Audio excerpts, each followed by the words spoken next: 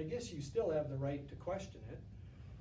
And I think as we, the goal here is to prepare a team that will focus on these gifts, or at least the two smallest ones, the two shortest staves in that wooden barrel, to focus on those as a church over the next year or two, and to work with and prayerfully consider with the elders, is this really something that we should be focusing on? And if it is, how are we going to improve that spiritual quality within our church? That's really what we're trying to do. And instead of just guessing, this team is gonna have the opportunity to look back at these and say, you know, here's the worst one in this one. The volunteers of our church are trained for their ministries. So that fell below a C. In that, you know, if you hit that middle of the chart, we're below 30%. So this is recognized, okay? And there's, if you take a look at each one of these spiritual gifts, there's 8 of them, and there's 100 questions, so there's about 11 or 12 of these questions that linked to each one of them.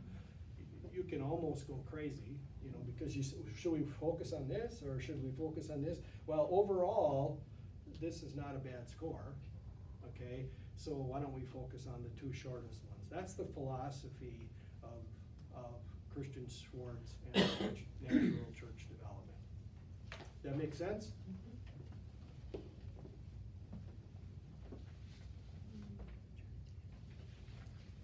I'll show you, and again, each one of these has a comparison to the prior year. So the top line here is our current profile, and the blue line is last year's profile. This is passionate spirituality. Highest 168 is, I firmly believe that God will work even more powerfully in our church in the coming years. So these were answered, I agree or I disagree? Is that the two answers that you for these? I think it was I disagree, I strongly disagree, I still, Yeah. but it was like 5 of them, right? Is that, I'm trying to think what they were, but it was 5 of them that arranged from agree to. It wasn't a yes, no, Right. there was interpretation. And some of you may do the math across. I've done the math across, and it isn't just the arithmetic average that goes on to the summary chart. There must be different weighting in some of the questions, or how it was answered within those 5. So, that makes sense. I'm not trying, we don't have time to sit here and go through each one of them, but I wanted to just give you an idea.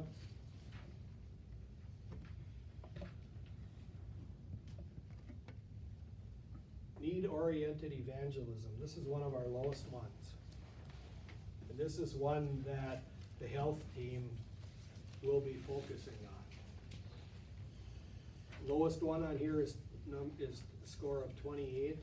It's new Christians find friends in our church quickly. So, whether, you know, you talked about sobering news this morning in your you know, about change and things like that. Maybe sobering news wasn't the best, but are we reluctant to change? Are we reluctant to understand if it's truly the situation that maybe we need to work on how we receive people and how they make friends. This isn't a greeting necessarily when they come into church. It's how do they make friends and feel part of the church. Go ahead. I can read one that has 29. Yeah. 29. Yeah. When new people come to church events, we approach them openly and lovingly. Yeah.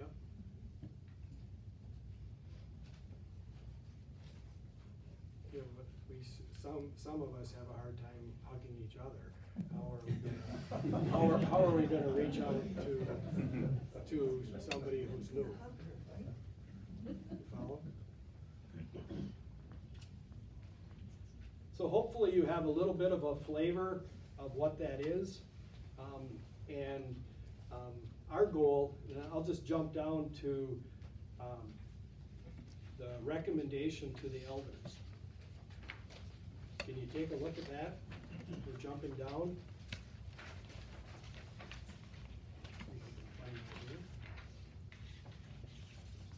Too many packs of paper.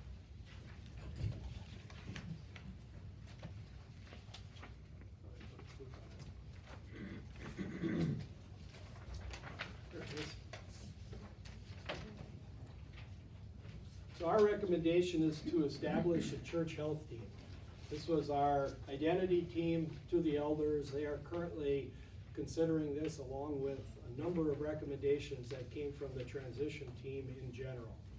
And we recommend to them that they would create this health team. I would guess made up of 5, 6, 7, maybe 8 people who are willing to focus on this effort, to look at our spiritual gifts and to focus on the 1 or 2 that are the lowest. And in this book,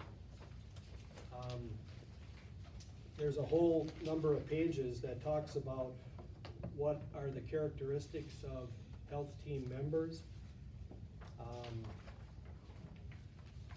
What you would do to prepare, to look at each one of these sections, to, like, if we're gonna look at need-oriented evangelism, how would you diagnose and work to improve that problem, lay out a plan over a period of time, and then execute on that plan, and then lastly, evaluate. So it would be a fairly detailed process that would be communicated to the congregation and worked with the congregation. And it's pretty important that the congregation understands that it's something that we want to focus on. And we can choose to do nothing with this. We can have taken this assessment. Part of this assessment also is helpful to our new pastor. He will be able to look at this and say, well, you know, need-oriented evangelism seemed to be important to you. Let's just say he comes in 2020 sometime. He might ask, so are you working on that, or don't you care? Okay? And maybe it's, maybe don't you care is harsh, but maybe it's too busy working on other things. But if this truly is one of the spiritual gifts of our church, and it's the lowest one, wouldn't we want to improve that? And so that's really the thought process. Steve? Yep. Some of the stronger, excuse me, stronger areas now were some of the weaker areas when Retool did it. Did Retool intentionally, after they received their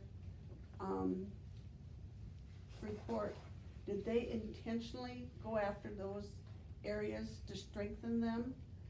Is that why we're seeing the difference, or did it just happen? Not that I know of. I mean, I don't remember that there were.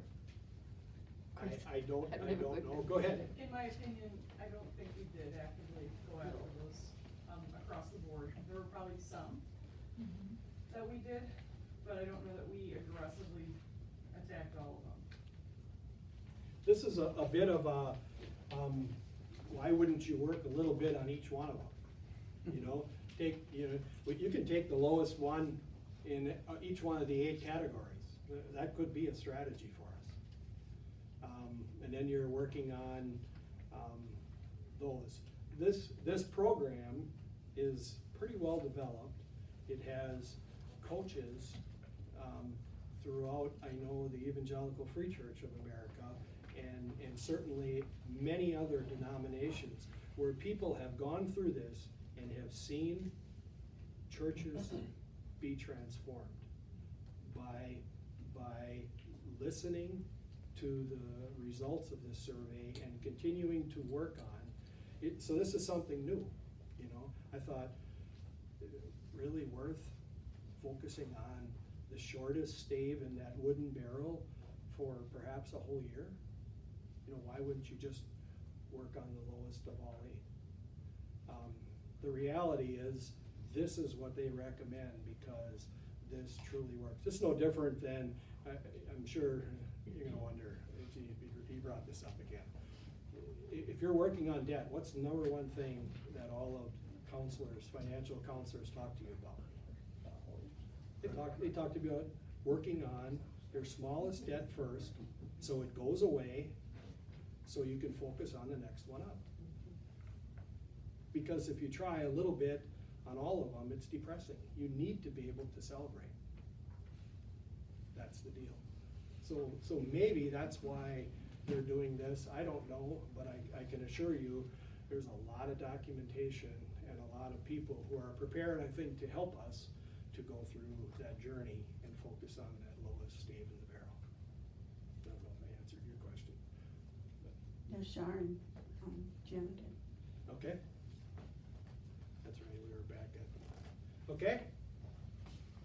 We're, running out of time here, so. I wanna just talk a little bit about our Hingham Church demographics.